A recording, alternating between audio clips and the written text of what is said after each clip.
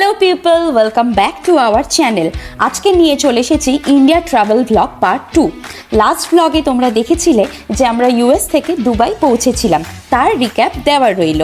আর আজকে তোমরা দেখতে পাবে আমাদের দুবাই থেকে কলকাতা যাওয়ার বাকি জার্নিটা। ফাইনালি দুবাইয়ে আমরা ল্যান্ড করে গেছি, দুবাই এয়ারপোর্টে আছি এখন।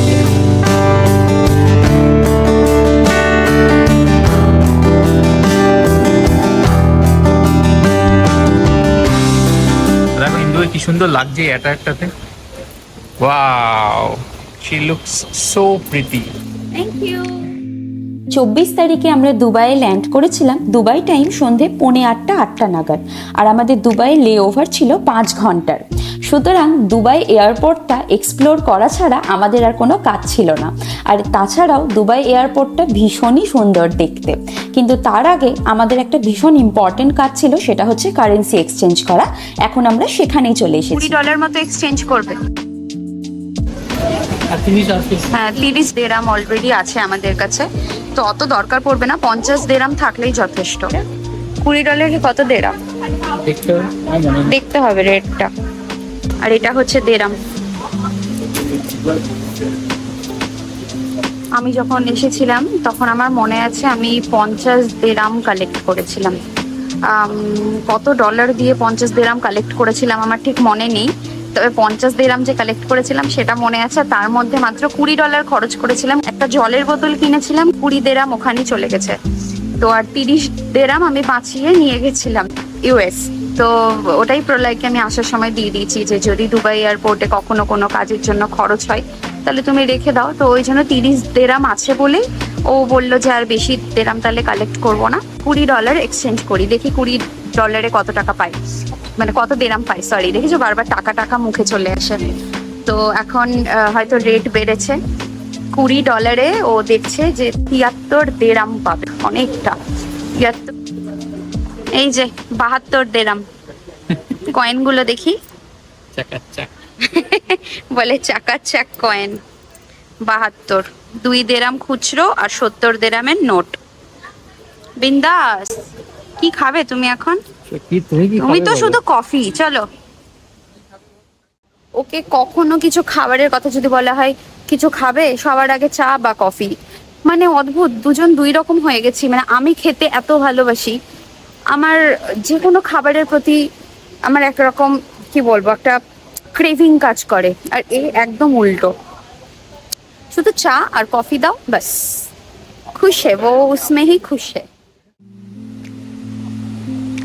খুব প্রিয় ব্র্যান্ড এটা হয়ে গেছে আমার, কারণ আমি গত 1 বছর থেকে আমি এই ব্র্যান্ডটা ইউজ করছি, শিনেল। এই বছরও একটা কেনা হয়েছে শিনেলের পারফিউম, জাস্ট আউটস্ট্যান্ডিং ফ্রেগ্রেন্স। আমি এখানে যে দাঁড়িয়ে আছি গন্ধতে একদম মম করছে, তো সুন্দর। এখান থেকে যেতেই ইচ্ছে করছে না আমার। আমার মনে হয় ফ্রেশ হয়েই করা উচিত। কারেন্সি এক্সচেঞ্জ তো করা হয়ে গেল, এখন আমরা যাচ্ছি একটু রেস্টরুমের দিকে। আসলে টানা 14 ঘন্টা জার্নি করে এসেছি, তো তাই একটু ফ্রেশ হওয়াটা ভীষণ দরকার। আর তার মধ্যে যেহেতু টাইম জোন একদম চেঞ্জ হয়ে গেছে, তাই ভীষণ ঘুমও পাচ্ছে, তাই ফ্রেশ হওয়াটা খুবই জরুরি। আর যাওয়ার পথে চোখে পড়লো এই কিউরিও শপটি, তাই প্রলয়কে জোর করে এই শপের মধ্যে টেনে ঢুকালাম। এখানে এসে তো এই সমস্ত জিনিসগুলো দেখে ভাবছিলাম কোনটা নেব আর কোনটা নেব না। এখানে সমস্ত দুবাইয়ের যে সমস্ত অ্যান্টিক পিসেসগুলো ছিল সেগুলো ভর্তি ছিল দোকানটাতে। আর দামও যে খুব বেশি ছিল তা নয়, কিন্তু মানে কিছু কিছু পিসের দাম ছিল 45 দেরাম, আবার কিছু পিস ছিল 50, 55 এই রকম। বাট নেব করে আলটিমেটলি আমি কিছু নিয়ে উঠতে পারিনি, কিন্তু কারণ তখন মাথায় চলছিল যে আগে একটা কফি খেতে হবে। তো প্রলয় পরে বলেছিল যে চলো আগে কফিটা খেয়ে আসি, তারপরে আবার এসে নেব, কিন্তু পরে আর হয়নি। বাট যাই হোক, আমার মানে নেক্সট টাইম আমি পাক্কা আবার এই কিউরিয়াস শপে গেলে কিছু তো নেবই। আর তোমাদের কাছে আমার একটা রিকোয়েস্ট রইল, তোমরা যখনই ভিডিওটা দেখবে তোমাদেরকে আমি বলবো যে প্লিজ ভিডিওটা একটু লাইক করে দেবে, কারণ তোমাদের লাইক আমাদেরকে আরও নতুন নতুন ভিডিও করার জন্য অনেক মোটিভেশন যোগায়। আর এই যে পার্ট 2টা তোমরা দেখছো, পার্ট 1-এর ব্লগের লিঙ্কটা কিন্তু এখন আই বাটনে ওপরে শো করবে। যারা যারা দেখোনি পার্ট 1 ব্লগটা, তারা কিন্তু অবশ্যই গিয়ে দেখে এসো।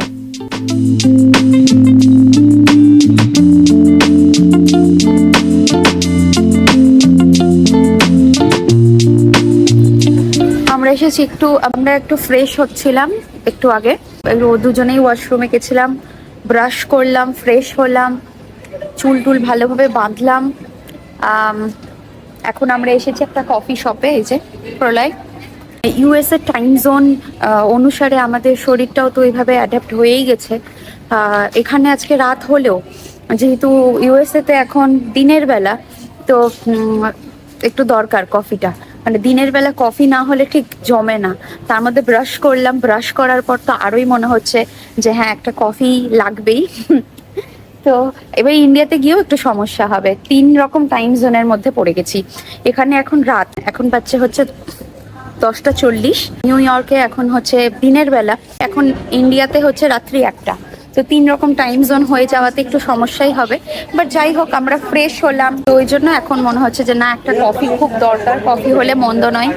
তো এই চলে এসেছি কফি শপে। এখান থেকে আমরা যাব আমাদের A16 গেট, A16 গেট, রাত্রি 2টোর সময় আমাদের ফ্লাইট। হ্যাঁ হ্যাঁ, তো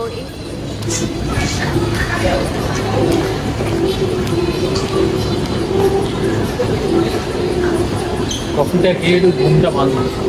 হ্যাঁ, এই কফি শপের ওই 2জন দাদাই ছিলেন নেপালি বয়।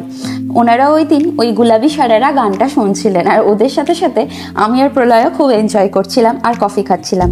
আর প্রলয় বারবার একটা কথা বলছিল যে ওর দুবাইয়ে এলেই নাকি মনে হয় ও একদম বাড়িতেই চলে এসেছে, কারণ দুবাই থেকে কলকাতার ডিস্টেন্সটা তো মাত্র 6 ঘন্টা, যেটা ওই 14 ঘন্টার কাছে ভীষণই কম।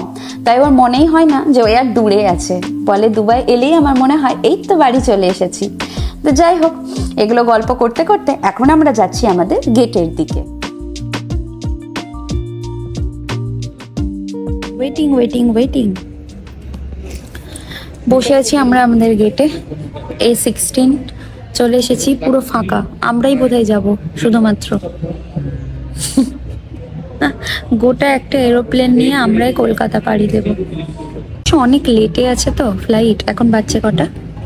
এখন বাজে হচ্ছে রাত 11:30। 11:30 বাজে, দুটোই ফ্লাইট, ওই জন্য এখনো অবধি কেউ আসেনি। আমি ওকে বললাম যে চলো এক্সপ্লোর করি, একটু ঘুরি, শুনলো না। না চলো গেটের কাছে চলো, গেটের কাছে চলো। তো চলে এলাম গেটের কাছে, এসে দেখছি বসে আছি বোকার মতন আমরা দুজন। তারপর দীর্ঘক্ষণ কানে হেডফোন লাগিয়ে গান শুনে সময় কাটানোর পর ফাইনালি এখন আমরা যাচ্ছি আমাদের ফ্লাইটের দিকে।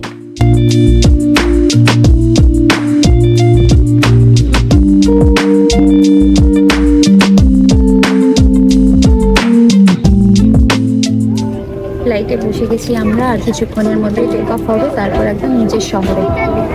একদম এক্সাইটেড। ঘন্টা 5-6 ব্যাপার। এখন যেহেতু অনেক রাত, মধ্যরাত 2টো বাজে, তো ঘুমিয়ে যাব কিছুক্ষণের মধ্যে। ঘুম থেকে উঠে দেখবো কলকাতায়, তাই না? তো কলকাতায় গিয়ে আবার তোমাদের সাথে কথা বলছি। Bye bye.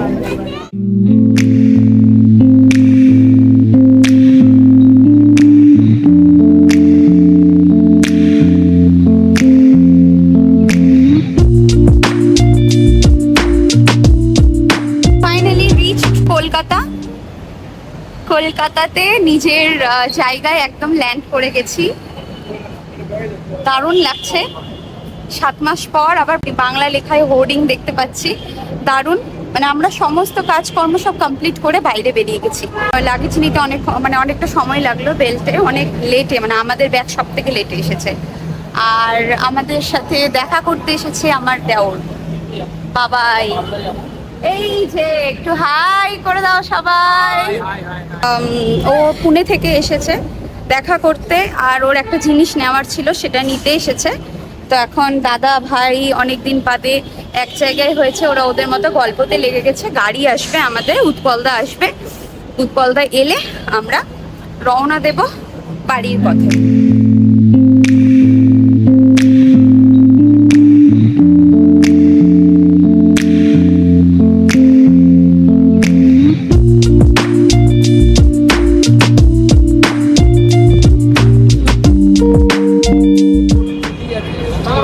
এই বাবাই চলো বাড়ি, চলো বাড়ি বাড়ি বাড়ি।